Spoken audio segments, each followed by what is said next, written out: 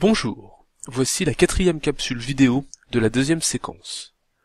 Nous allons y parler des polygones.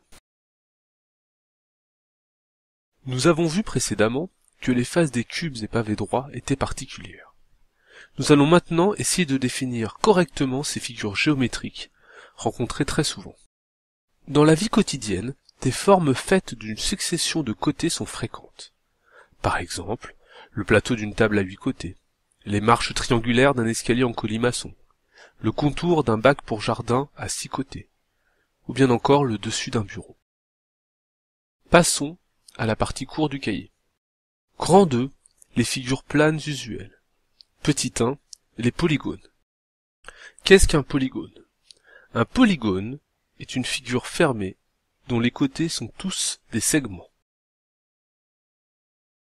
Le polygone que voici possède 6 côtés et 6 sommets.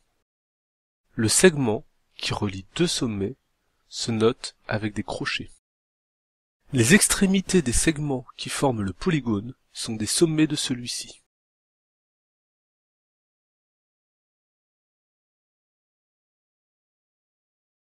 Pour nommer un polygone, on donne la liste de ses sommets en respectant l'ordre dans lequel ils apparaissent lorsque l'on fait le tour du polygone. Ainsi, le polygone ABCDEF peut par exemple être appelé AFEDCB. Deux côtés d'un polygone sont dits consécutifs lorsqu'ils ont un sommet en commun.